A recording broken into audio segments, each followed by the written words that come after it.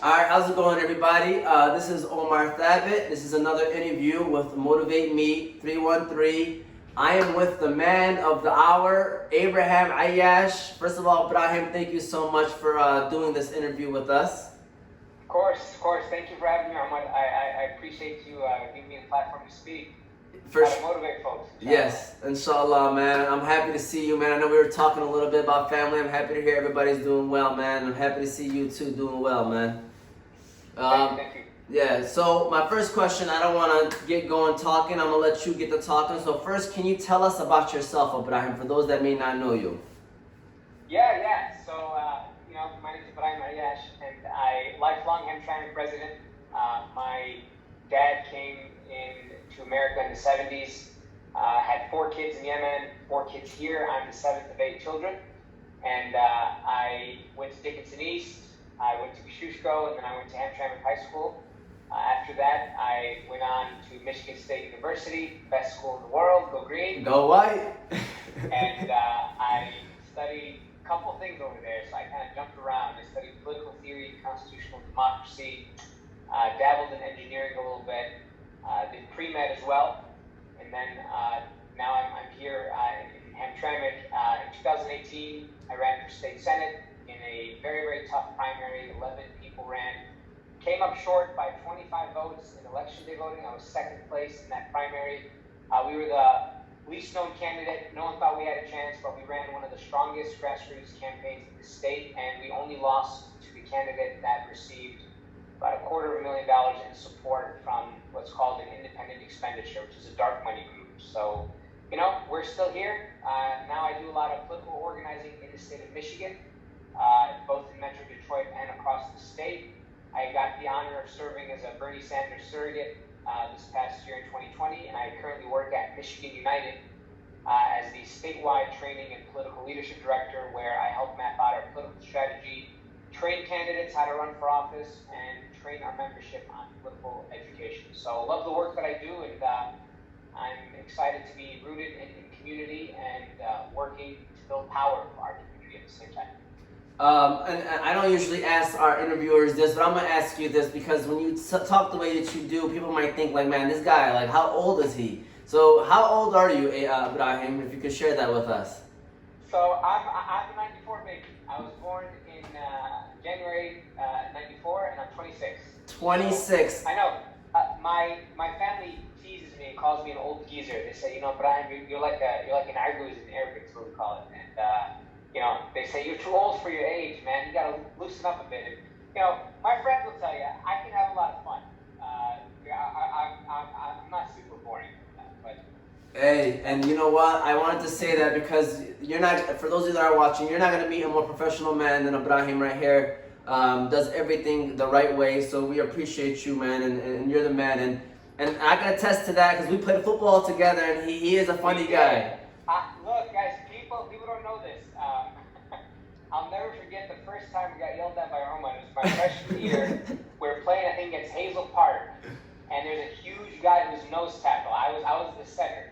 He had a huge sticker on his helmet that said the Juggernaut, and I was scared out of my mind, guys. So then I snapped the ball over Roman's head. Roman was a QB, and I remember I got torn a new one in the huddle, man. So that was a pretty bad time. But Hey. I played a little bit of football in high school. I wasn't that great. Roman was amazing, but yeah, that was the first game I ever played. It was one of the scariest, most vivid memories of Hey, you know what's funny? Now you're gonna have people commenting all their stories about how I yelled at them, man. You just started something that never-ending story, man. Guys, I tell you what, Omar was quite a leader, man. He was the captain of the team, and mashallah, guys. Look, I'm not saying this just to say this, but he had special leadership. I think he was like a triple captain. Were you basketball, football, and baseball, right? Yeah. Yeah. Thank you, man. I appreciate it. It runs in the family. Yeah, exactly. But we're here to talk about you, Abe. We're here to talk about you. So I know you kind of mentioned it already, but maybe you could kind of touch on it a little more. So what exactly are you running for right now, exactly? Yeah, of course.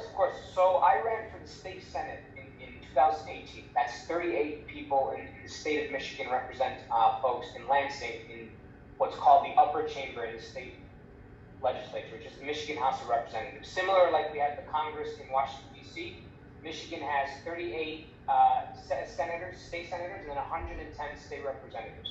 So we ran for state senate in 2018, got really close, and we decided to, stay engaged. People like to say, the political pulse lives in me forever.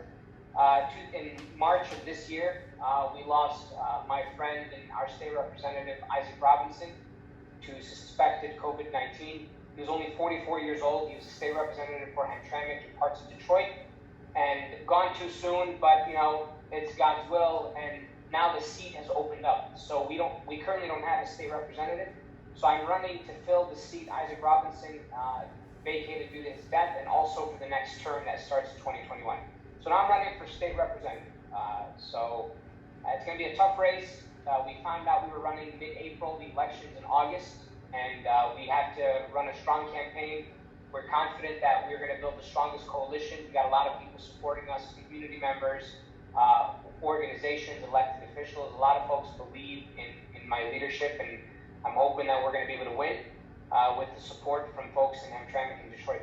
Inshallah, man, inshallah. And, I'm going to just jump off one, just skip a couple of questions because you kind of mentioned him. And going back to Representative Isaac Robinson, I know you guys are really close, and may he rest in peace. You mentioned it might, due to complications of COVID-19, suspected. That's the reason why they passed away. So what was your relationship with Isaac? And yeah, go ahead. You can just talk about that. Yeah. I saw Isaac, the last time I saw him was the weekend before the March primaries in Michigan. So we were going around from masjid to masjid, stumping for Bernie Sanders together. He was the state co-vice chair for the Bernie Sanders campaign. So Isaac was the first person that ever got me involved in politics. In 2007, I was 13 years old, and I went on to volunteer for Barack Obama's campaign. Little kid, I was knocking doors in Hamtramck in parts of Detroit. First met Isaac, big old white dude. He goes, "I'm your Jewish Irish Catholic brother from the hood." And from there, we were able to, took me under his wing as a mentee, and he showed me the ways of politics. Got me to do some work with John Conyers when he was a congressman at the time. Showed me how city council in Detroit ran their meetings, invited me to the chamber, took me to a bunch of political events.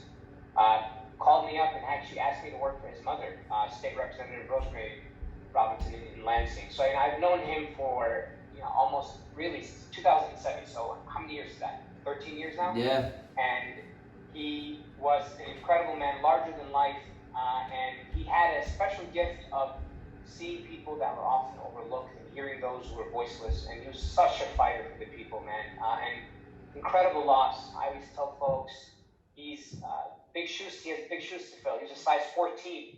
Actually, Isaac played basketball. He went to Renaissance. He used to call him White Castle. Oh, okay. He's a big old white dude. He used to play basketball in Detroit, and so he's a beloved to our community in Hamtramck, to the community in Detroit, and all across the state. And his work has to continue, right? In the State House, Isaac fought for social, economic, and environmental justice, and we got to keep that work going. So that's why I decided to get into this race, actually. Yeah, and you don't even have to be in the political field to know the impact that Isaac had around the community. He definitely was somebody that, if you were even doing anything around the community, you would have seen his face, because he would always show face to those kind of events. So going back to you now, so why do you feel that you are the best candidate for the House of Representative position? Or state representative? Look, I think, for the Michigan House, Michigan House Representative. Well, look, I think we have to have a serious discussion about what happens after COVID-19. People are saying we want to go back to normal. The truth is, normal was never good enough, man. People were living paycheck to paycheck. People were struggling to make ends meet. Water bills were too high. Our roads weren't the way they were supposed to be. Our schools were not getting the resources and funding that they needed. And things are about to get a lot worse with COVID as we rebuild after COVID-19. We have to be able to balance the budget. We have to make sure that we're not giving away money to corporations that are asking for more help. And I think that I'm the only one in this race who is battle tested in that respect. I'm engaged with a vast majority of people in this state. I have a lot of connections to so many diverse groups, and I have experience in Lansing. I'm going to be ready to go on day one, which is going to be super important. I have the relationships that are needed in Lansing, and then I'm also rooted in the community here. And we need somebody who's going to be a voice. And the other part of it is it's important to have reflective democracy. And what I mean by that is, it's important that we have folks that look like us, that represent us. And Detroit is an important part of this district, and we are absolutely going to fight for really the entire state. But it's been a long time since we've had a representative from Hamtramck, and I think being the son of immigrants, coming from a working class family, my dad is a union auto worker, going to public schools, having to deal with the struggles of being a Muslim kid in America. I mean, all of that will give me a vantage point that I don't think no one else in this race is going to be able to bring. And then more importantly, right, I stand on values that are important, making sure that I'm not going to sell out to corporations or lobbyists or special interests, because having worked in Lansing, Ahmad, I can tell you straight up, a lot of people are going to come knock on your door, try to give you some corporate contributions or campaign contributions rather, and they're going to say, we really need you to push this issue or that issue, and you got to have somebody that's going to have the wherewithal to stand up and fight against that, for sure. Yeah, man, and you I think you said it perfectly, man. I think you touched on everything that matters, to a lot of people, and it's just honest, Abe, man. I know I've seen some posts that you mentioned that, like, just you're being honest, and I appreciate that, man. So I know you kind of touched on what are some things that you do around the community these days, but maybe if you want to touch on that a little more, like what are basically, yeah, what are some things that you do around the community? Yeah, for sure. So, I'm active in the masajid. I'm proud to say that my dad raised me growing up to go to the masjid often. So I'd always volunteer my time and efforts there. I do a lot of work with high school robotics. I'm actually fun fact, I'm actually an MC for statewide and world championship tournaments for FIRST Robotics in Michigan and across the country. I do a lot. I serve on the board for PCS, People's Community Services. They have an office on the south side of Hamtramck. We offer services for families and seniors and children. So I'm engaged there. I work with One Hamtramck. I work to protect the mural in front of Shiva restaurant. So I try to get involved as much as possible. Try to make sure that our community in Hamtramck is engaged to what's going on in the state and in the country, and I'm proud to say that I have people that hold me accountable, that tell me to make sure to do what I'm supposed to be doing and say what I'm supposed to be saying.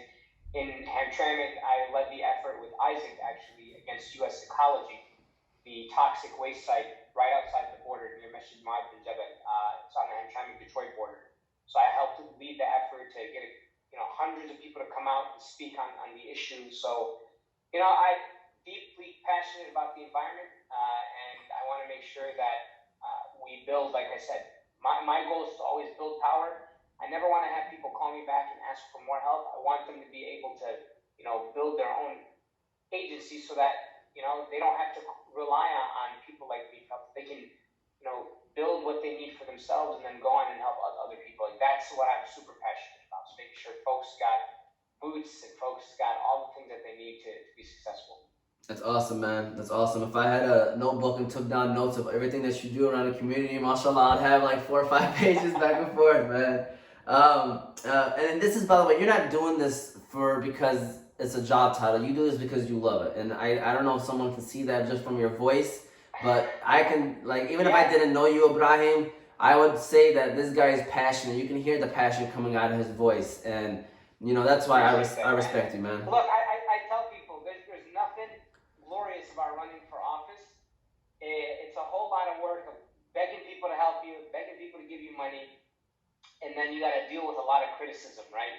But, alhamdulillah, one of the things that I loved so much about running in 2018, man, is it really humbles you because it puts things into perspective. I remember knocking on a door on the east side and, making my pitch. Hi, my name is Ibrahim. I'm running for state, Abraham Aiyash, running for state senate, so on and so forth.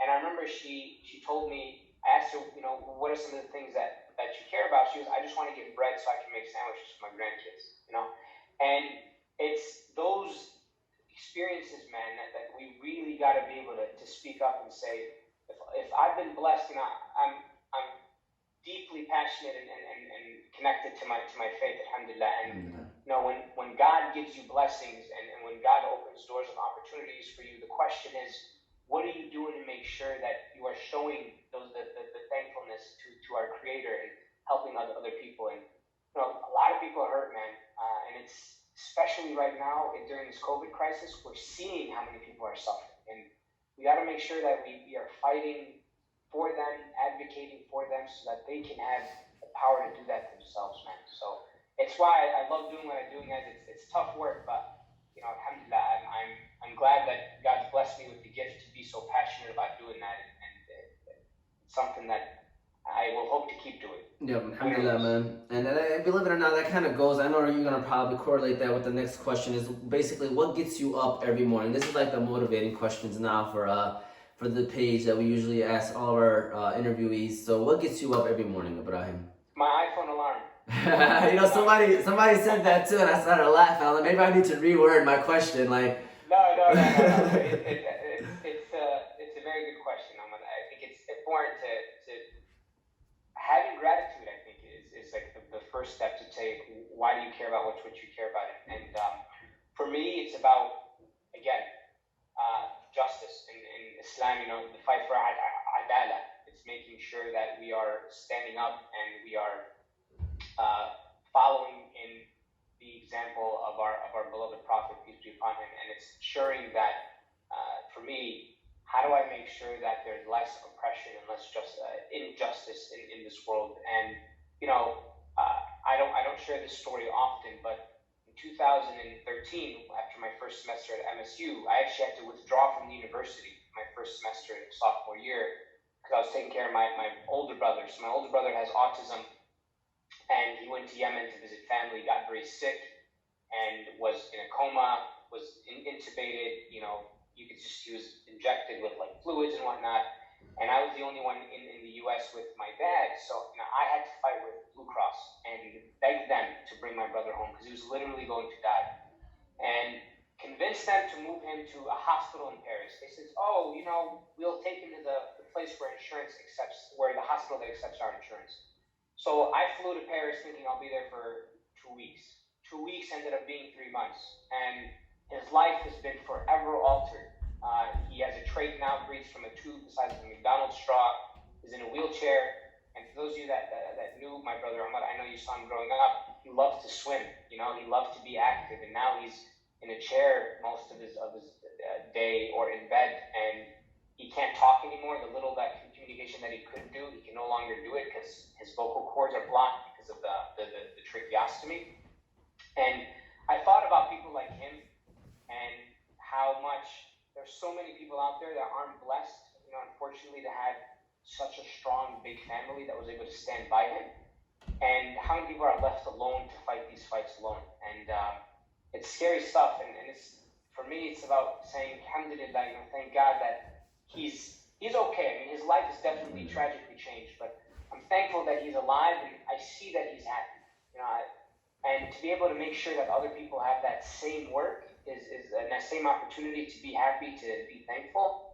That's why we got to do what we got to do. And for me, it's in politics, right? For other people, it's another thing. But for me, it's community organizing. It's making sure that our community understands their power and that we build power in places like Lansing and DC so that we have a voice to fight for our issues. Alhamdulillah, man, and I'm happy to hear that he's doing well too, man. I appreciate you sharing that story with us, man. You know, just a quick side thing is that, you know, my principal that I work with, she said the biggest key to leadership is showing vulnerability, you know, showing people that they can connect with you. And I took those words and man, I was like, those are probably the best advice that you can give somebody, because a lot of people see leaders as somebody that's like almost untouchable, as somebody that's like perfect, you know, and everything is great. So if you show the vulnerability, people can connect with you more, and then they'll follow your lead, especially like if they can connect with you on a personal level. So I appreciate you sharing that, man. So my next question is, so for somebody that may be walking or aspire to walk in the same or similar footsteps as you, Ibrahim, what advice would you give them? Motivate me, man. Well, I'm going to demotivate a little bit. Don't do it for the money, because there's not a lot of money Okay.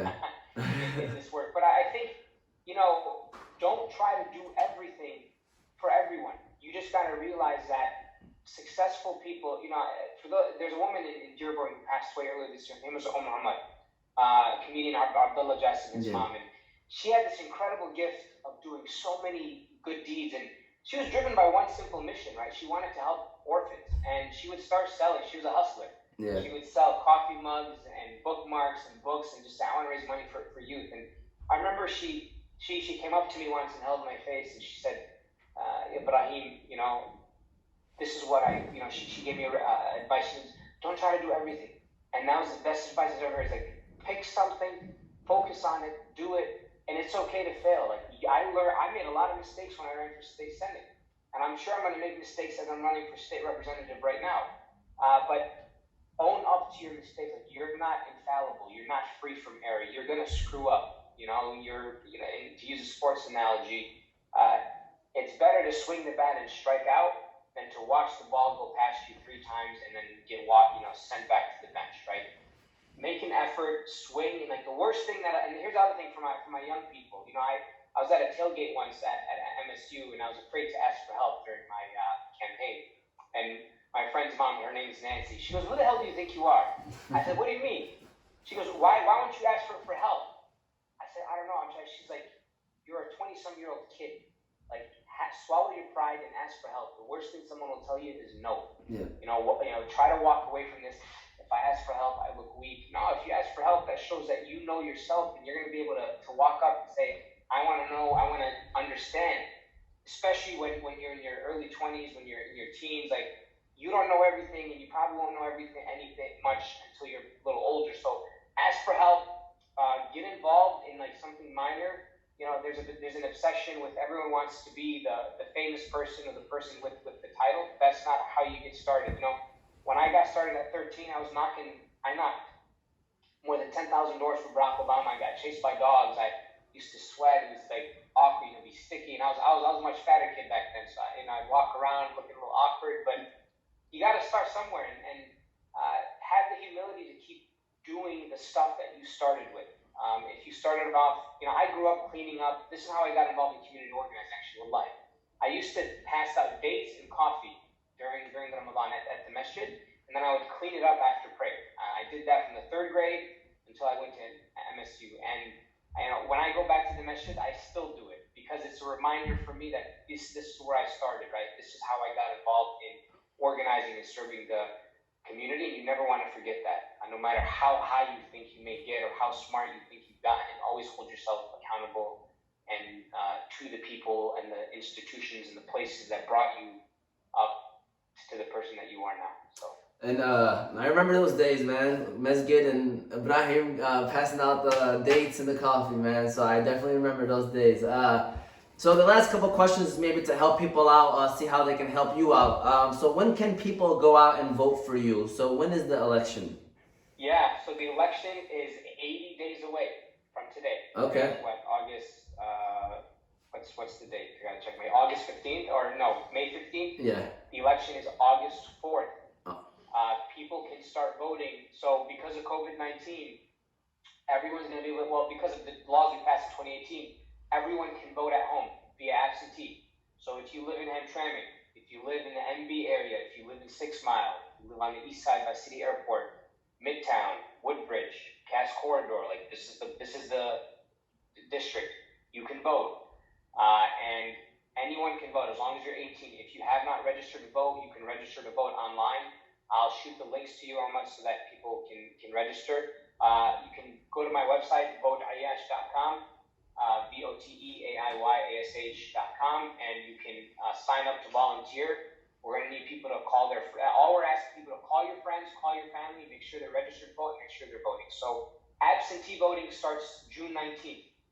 Believe it or not, it's coming up about a month and 4 days. So the election is going to creep up very quickly. And we encourage as many people as possible to have your entire family fill out the absentee applications. If you need help with that, you can call me, 313-770-1780. I'm happy to help you guys out. Our campaign team is happy to help you guys out. Right? You submit the application. They will mail you the ballot to your house. Fill out the ballot, sign the envelope, stuff it back. If you need a postage stamp, I got you. Postage stamps too. So we're gonna make this as easy as possible for you guys. But again, I want to remind people are asking how many. I need a little over 2,000 votes to win. Wow. It's a small number. Yeah, it's right? not that. And it's possible, but we got to make sure people turn out and vote. And you can say, oh, my vote won't count. If 2,000 people think that, and there's about, just in Hamtramck alone, there's more than 25,000 people in our city. If 2,000 people are like, yeah, my vote don't count, then what? Yeah. So super easy, and I would also love it if folks could donate to the campaign. Campaigns cost resources. Every phone call we make literally costs me 5 cents. Every yard sign I put up costs me $5. Every piece of mail I send out, each postage stamp is 25 cents. Like, these things cost money. Printing will cost money. Making sure that we're paying the people who are working on the team. We're trying to make sure that, again, I'm not accepting any corporate PAC money. So DTE Energy will try to throw money at us. We're going to say no, all these companies, because we want to make sure that we're powered by people and not by special interests. So again, donating, volunteering, and if you don't want to do any of those things, that's okay. Vote. That's all I'm asking y'all to do, is just turn out and vote. Every person in their house should be responsible. We need one person, an Aiyash champion, we call them, an AC. Keep your house cool in the summer. Be an AC. Make sure everybody goes out and votes. One person, make sure their whole house votes. That's 5, 6, 7, 8, 10 votes. Making sure your neighbor votes. That's another 10, 15 votes. That's all we're asking for people. So. Yeah, well, you definitely know that you got the Thabit family support, and we're gonna be trying to spread that word out as best as we can. And you kind of mentioned about the virus. So, like, what if the virus is pretty much, we're still almost in lockdown mode, and August comes around? Have they thought about like alternate routes of voting? Is it just? Yeah. So they're gonna do a mail-in election. Okay. And what that means is everyone will get an absentee ballot, and the absentee ballot is just a one-page document. It's asking you for your name, your address, which ballot you want. So there's a Republican Democratic primary. I'm running for the Democratic primary. You fill it out, then they will mail you a ballot, so everyone gets to vote from home. They're still going to have at least one polling location open on election day if we're still on lockdown, or if we're still, in terms of if we're still restricted, they're still going to have at least one polling location for folks with disabilities that need help voting. But the easiest thing we do is just tell folks, if you just sign up to vote absentee, you save yourself from all the hassle. You don't got to worry about, okay, man, do I have time? They'll start mailing your ballot in June. Like I said, June 19th is when absentee ballots start getting mailed to your house. So you're going to get ballots, put in, so you have time to do this. Sorry, did I lose you for a second? Yeah, me too. I was wondering if it was me, but go ahead, continue. Sorry, no, sorry. I got a phone call. I apologize. Okay. So, the important factor is if people just submit an absentee ballot application, get the ballot to the house, they can take their time, they can read it, but we just want you to focus on 2 names, Abraham Aiyash, spelled Abraham Aiyash. The other thing though, one of my opponents was sneaky. There's another guy in the race named Abraham Shaw. Oh man. Yeah. So, and on top of that, my name's on the ballot twice. So like I said, someone has to finish out Isaac Robinson's seat through the end of this year, and then somebody has to start the new term in January of 21. So my name's gonna be on the ballot twice, but make sure you pick the right aide.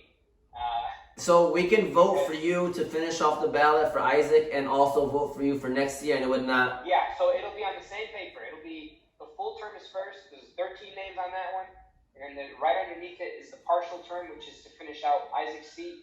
I believe there's about 10 people for that one, or 11 people. You just fill out my name once, twice, send the ballot in, bada bing, bada boom, you're done. And if, like I said, y'all need a postage stamp, I got you. Thank you, man. And I think this live is gonna only let us go for about 3 more minutes. So any last final words you want to say before we finish off this interview?